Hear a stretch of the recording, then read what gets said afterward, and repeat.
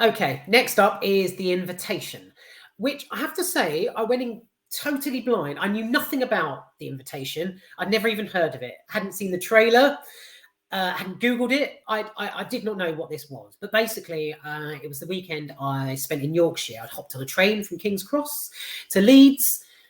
Yeah, and I unpacked my suitcase, change of clothing, ran into Leeds Centre and had some dinner. And I fancied a film. So the only one that fell into my schedule, or was available at the time, was The Invitation. I have to say, so my first point, and I must stress this. So I spotted the poster when I went into view. I got my ticket, and I looked up at the poster, and I felt this instant sort of flicker of hope, nostalgia, because I honestly believed Sony and the Screen Gems had started off, had basically kicked off a franchise of a book that I used to read as a teenager. I don't know if any of you remember Point Horror. They were one step up from Goosebumps books. So whereas the young ones got into Goosebumps, us teenagers were reading Point Horrors, and they were. I fucking loved Point Horrors. I really did. I remember as a kid, I was 14, 15, and I used to go like legging it down to the library and devour one after the other, after the other. If I saw a new one on the shelf, I would shit my pants, grab it immediately. I'll just reel off a few titles for you, just in case, to rejuvenate your nostalgic feeling of it. So you had April Fools, The Babysitter, Freeze Tag, Trick or Treat, Funhouse, The Lifeguard, The Cemetery, The Train, a lot of those. Dream Date, The Boy Next Door, The Perfume, The Invitation, that I thought was this film. It sounds really strange. I don't know if anyone else has thought that, but whatever. So yeah, the titles and the stories went on and on and on, and each book I remember had like a very sinister but sort of dark, colourful, sort of dark but colourful book cover, and contained like a really twisted story. So they were just overall excellent. They caught the eye. They were glossy. The stories were addictive. It was everything a teenager could want, and I got it. Some of them were nuts as well. So the poster for The Invitation. So when I saw it and I looked it up after when I came out of the cinema, it literally looks like the cover of a Point Horror book from the 90s. You've got this sort of dark backing, a discoloured cream envelope with the wax seal stamp on it, and it's propped up against this sort of blood red rose that's like dying. That was it for me. Poster cover, book cover. I just felt that magnetizing pull again. And when I think back to when I was in the light in the middle of Leeds, fuck knows what they were thinking, because I was jumping all over the place. I thought it was a Point Horror. What can I say? That's it. I mean, Goosebumps, they've done, they had the TV series that went on for years and 2 films. Please be the start of Point Horror. But it wasn't. It was just, a vampire film, basically. Oh, and it was a shit film, I have to add. So, yeah, sorry about that. I had to just go down sort of memory lane there, because Point Horror books were just to die for, should we say. I'm sure we could have said that in a more sinister voice. But anyway, let me just get on to the positives quickly, because I've waffled on now. So, my first positive of The Invitation is Thomas Doherty. Jesus, he's excellent as a sort of character actor, and his facial expressions, his actual face, he looks like a vampire, basically. Soon as he walked into the frame, I mean, firstly, even my groin completely caved in. But he's like dashing but creepy. if that makes sense. So he's one of those, I suppose, Edward Cullen type characters from the Twilight series. He's got this whole rigid posture and manners, and my mouth's just naturally going like that because he walks out. His face, as soon as he starts talking to the main character, he's like, right, he's got this grin that just goes ear to ear, beyond Joker, and he's got his lovely eyes, and he's chiseled, dapper. It all lent to the whole sort of, sucky suck demon of the night character. Basically, he's brilliant. It could have been the fact that I just landed in Yorkshire and was surrounded by people of a completely different culture, and obviously they're somehow sexier up north. I don't know how, but they are. But yeah, it could have been the whole sort of the vibe that I was kicking at the time when I sort of sat back in my seat, when I was in Yorkshire type thing. I don't know, but yeah, as soon as I saw him, I was like, Jesus, this guy. He's the whole blood-sucking package, basically. Alana Bowden, who plays Lucy. So this is going from one extreme to the other because Thomas Doherty, he is a lead character. He's he plays Walter DeVille, so he's the main one. But going into a more sort of backing character, you've got Alana, who plays this sweet but downtrodden sister of another character. She's got this. There's something really unique about her. There's this coy sort of outer layer and a dark underlayer once the story is once the main plot is revealed. And when Evie, who is played by Nathalie Emmanuel, when Evie arrives and she goes to dinner with them, she's sat at the table, and you've got Lucy sort of sat there, and she's all like squeaky and naive, and it's totally contrasting to this whole creepy sort of massive stately atmosphere and these big taut sort of pale characters. She's quite good, and towards the end there's it's utterly nuts. It's like a three-way fight between Lucy, her sister Victoria, and Evie in the mansion that she's been invited to, basically. And it all takes place in the foyer, I think, and it's so stupid that it passes amazingly for entertaining.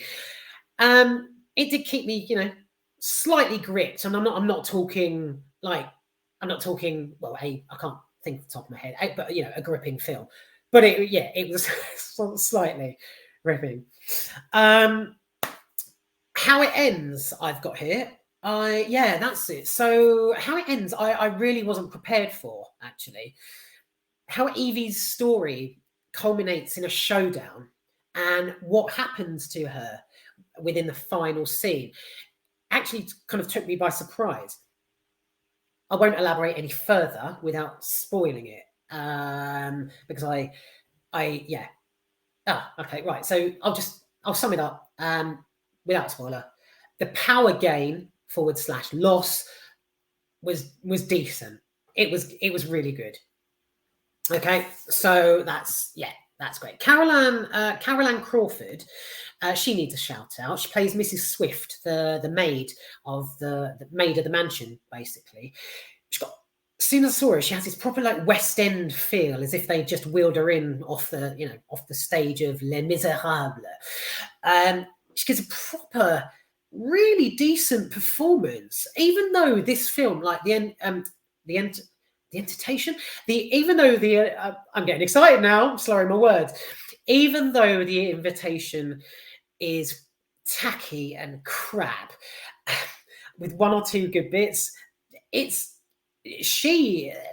woman who had never laid eyes on before gave a real decent performance. It was solid theatrics. Right. Another positive we've got here: creepy qualities, excellent. So right. So you've got classic CGI style demons that are portrayed by some excellent graphics. So CGI demons creeping up on people. Evie gets trapped and locked in a coffin at one point. So there's all the whole sort of claustrophobic, just adds to the whole vile atmosphere, because it takes place in this underground basement that she's had to, walk through this drippy tunnel to. Eerie, massive paintings on the walls of the stately home or mansion, whatever it is. I'm not a property expert. Then Evie, you've got planning her escape, so she knows there's something dodgy going on. And just as she's on the verge of escape, a character swoops in, literally, and changes the course of that. Again, no spoilers. It's all right there.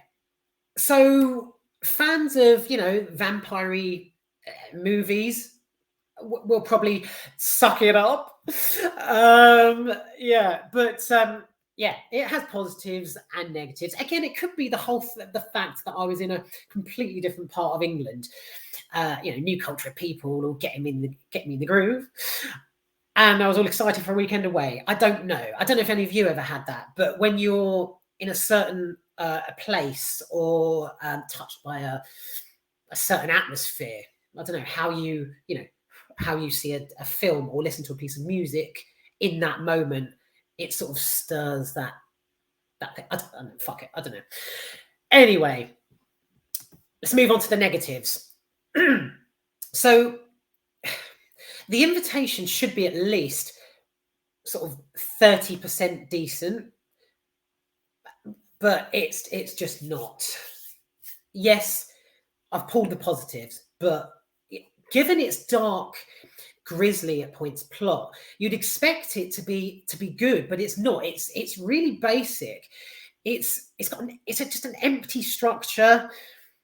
You can tell not a lot of thought and care was put into it. I mean, it's another. I must stress that word. So it's another vampire film. I mean, we've had truckloads now, haven't we, of vampire shite. So yeah, it's just someone's brief idea on screen, as though someone went, God, could you imagine if you followed your family tree roots, ended up visiting them, and they were vampires? Am I right? That kind of thing.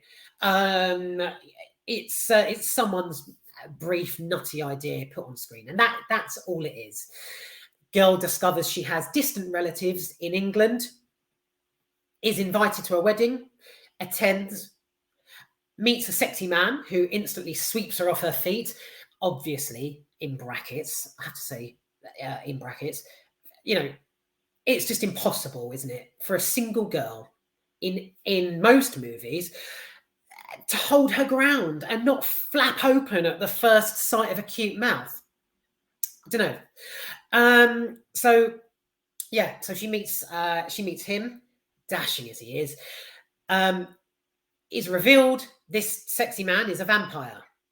Chase and capture ensues, showdown, bit of witty dialogue, sort of hurtles towards the end, and then you got your credits. So do you know what I mean? So it sort of just goes bop, bop, bop, end. It's extremely basic. It really is. So the entire story is over basically before you know it, and but it's just lacking in real substance. It was almost pointless, point horror-less. Yes, excellent. I'm glad I came up with that one. Point horror-less, because it's not a point horror and it's pointless. I'm sure you got that. So thank God, basically, for the creepy qualities and the alluring sort of actors as that they packed in. I probably would have walked out of the auditorium otherwise and went back to Five Guys and had another burger. The Invitation is a complete waste of production resources, actors, crew, and time. It really is. That 10 million budget could have been spent on a Drop Dead Fred remake. I am desperate to see a Drop Dead Fred remake. I really am. I've got it all set out in mind. Michelle Pfeiffer, or maybe Margot Robbie, because she's in everything, playing the lead character, Elizabeth. And then I haven't really decided on Drop Dead Fred. But yeah, anyway, yeah, praying for a Drop Dead Fred remake. But yeah, The Invitation, like I say, budget could have been channeled into something else, anywhere else. And yeah, as mentioned, the point horror aspect. When I saw that wax seal on a discoloured envelope and the dying rose, oh my god, it was, yeah. I was like, shit. Has one of those books, has it been made into a film? And is the franchise going to begin? I mean, there are so many point horror books in the franchise, and I would have loved it. The Phantom, the Hitchhiker, the Cheerleader, the Watcher, Camp Fear, I think it's called, the Yearbook, Beach House. Need I go on? You're probably wishing I wouldn't. So yeah, that's it. That's The Invitation. Shit, but has its positives. It's watchable. Do not expect a lot. Stick it on when you're bored. And let me see if I can. Oh, there we are.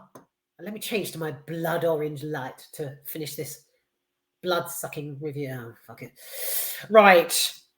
That's it from me. I need to get on to the next one, which is Smile, I think. So, yeah. Damn. I want a point horror franchise.